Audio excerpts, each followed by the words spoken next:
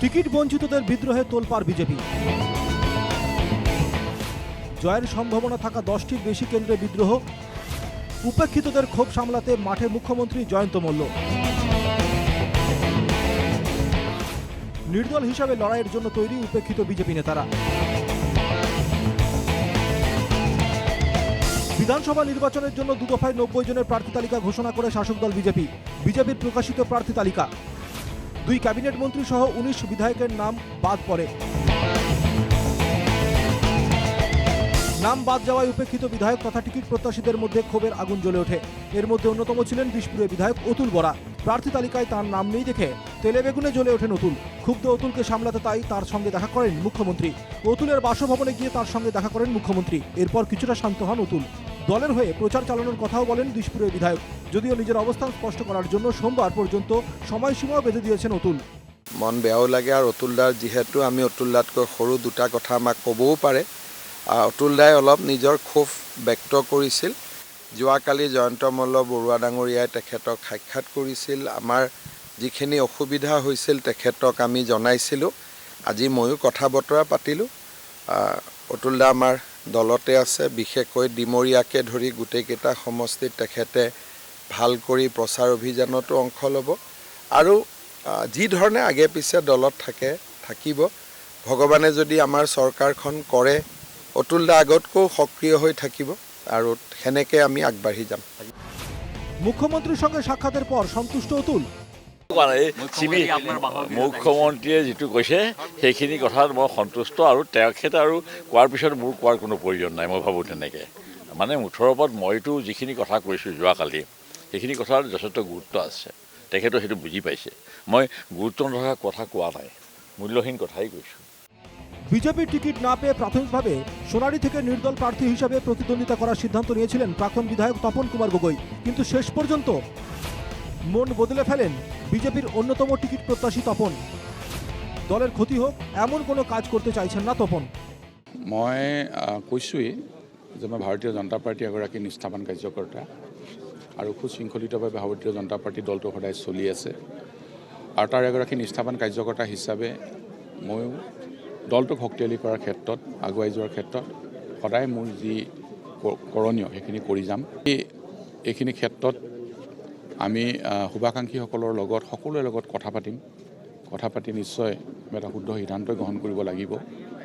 ভাৰতীয় জনতা পাৰ্টী দলটোৰ হানি হোৱা কাম আমি কেতিয়াও নকৰোঁ, আগতেও কৰা নাই আর ভবিষ্যতেও নকৰোঁ, এই কথাটো ঠিক। এদিকে টিকিট না পেলেও তার কোনো ক্ষোভ নেই এটা স্বীকার করে নিয়ে বিনা প্রতিবাদে দলের সিদ্ধান্ত মেনে নেন বিজেপির প্রাক্তন রাজ্য সভাপতি তথা বর্তমান বিধায়ক সিদ্ধার্থ ভট্টাচার্য। চাপা ক্ষোভ থাকলেও এবং টিকিট না পেয়ে অত্যন্ত হতাশ হলেও শেষ পর্যন্ত দলের সিদ্ধান্ত মেনে নেন বোকাজানের অন্যতম টিকিট প্রত্যাশী তথা বিধানসভার উপাধ্যক্ষ নোমেল মমুনও।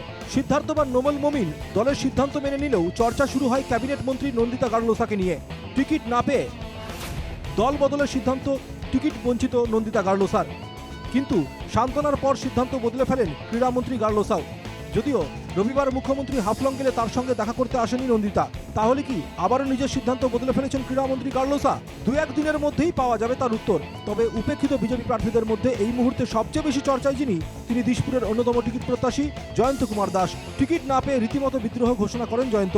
বর্ষিয়ান বিজেপি নেতা জয়ন্তের সঙ্গে কথা বলার পর জয়ন্ত দাস দল ছাড়বেন না বলেছিলেন মুখ্যমন্ত্রী।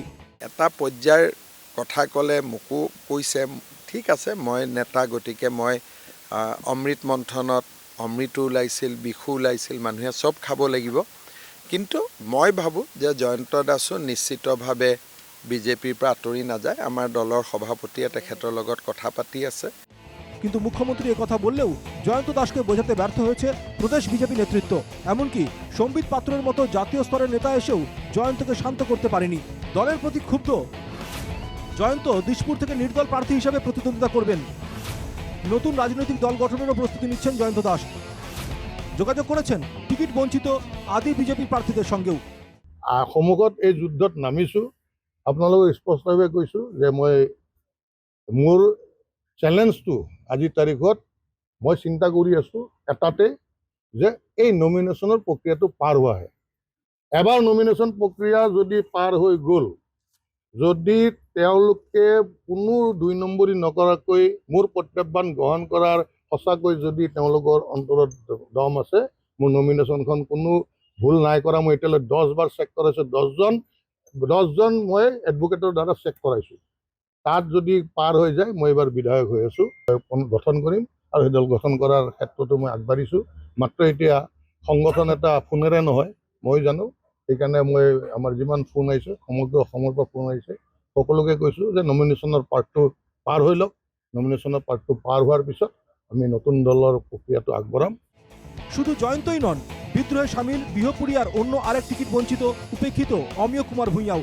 যদিও নির্বাচনে প্রতিদ্বন্দ্বিতার সিদ্ধান্ত তিনি ছেড়ে দিয়েছেন সমর্থকদের ওপরই। কি হ'ব, কোন চৰকাৰ হ'ব, বিপিআৰ ৰাইজে নাচায়, কিন্তু বিপিআৰ প্ৰতিনিধিজন কোন হ'ব, বিপিআৰ প্ৰতিনিধিজন কোন হ'ব বিপিআৰ ৰাইজে সেইটো চায়। গতিকে বিপিআৰ ৰাইজে এতিয়া বিভিন্ন ধৰণে এতিয়া কৈ আছে মোক, মই এতিয়া আহি এইখিনি পাইছোঁহি।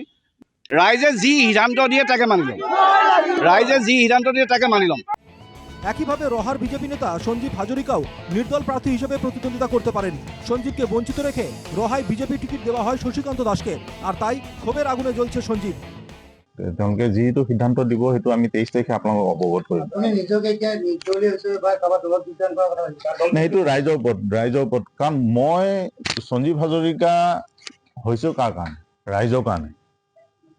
মোৰ কাৰণে তেওঁলোক ৰাইজৰ কাৰণেহে সঞ্জীৱ হাজৰিকা হ'ব পাৰিছোঁ। আজি আপোনালোকেও চিনি পায়, গোটেই চিনি পায় কাৰ কাৰণে? এই গোটেই কাৰ্যকৰ্তাসকলৰ কাৰণে।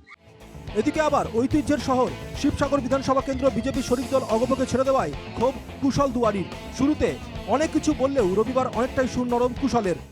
আজি আমাৰ শিৱসাগৰ সমষ্টিত যি 278টা বুথ আছে, বুথৰ সভাপতিৰ লগত আমাৰ আজি আলোচনা হ'ল আৰু ইতিমধ্যে আমাৰ প্ৰত্যেকটো পৰ্যায়ৰ দলৰ সতীৰ্থই নিৰ্বাচন খেলাৰ কাৰণে ইতিমধ্যে পূৰ্ণ প্ৰস্তুতি হৈছে। আৰু আমি এতিয়ালৈকে হয়তো দলীয় টিকেটটো আমাৰ হাতলৈকে অহা নাই। আমি অধিক আগ্ৰহেৰে ৰৈ আছোঁ যে লাষ্ট মুহূৰ্তত হ'লেও দলে আমাক বন্ধুত্বমূলকভাৱে হ'লেও আমাক নিৰ্বাচন খেলিবলৈ আমাক দলে সুবিধা দিব। টিকিট না পেয়ে বিজনীতে বিদ্রোহ ঘোষণা করেছেন অজয় কুমার রায়ও। তাকে সামলাতে গেছেন জনস্বাস্থ্য কারিগরি মন্ত্রী জয়ন্ত মল্ল বড়ুয়া। শেষ পর্যন্ত হয়তো মানভঞ্জন হবে অজয়েরও। তবে বাকিরা সবাই সুর নরম করলেও নিজের অবস্থানে অনড় দিশপুরের প্রার্থী জয়ন্ত কুমার দাস এবং বিহপুরিয়ার অমিয় কুমার ভূঁইয়া কোনোভাবেই দলের এই সিদ্ধান্ত মেনে নিতে পারছেন না তারা। জয়ন্ত অমিয় প্রকাশ্যে বিক্ষোভ দেখালেও বাকিদের চাপা ক্ষোভ ইভিএমে প্রভাব ফেলতে পারে এবং এই আশঙ্কাকে উড়িয়ে দেওয়া যাচ্ছে না। আর তাই নির্বাচনী প্রচার বাদ দিয়ে মুখ্যমন্ত্রী প্রদেশ বিজেপি সভাপতিকে নেমে পড়তে হয়েছে ড্যামেজ কন্ট্রোলে। Bureau report, NKTV Bangla.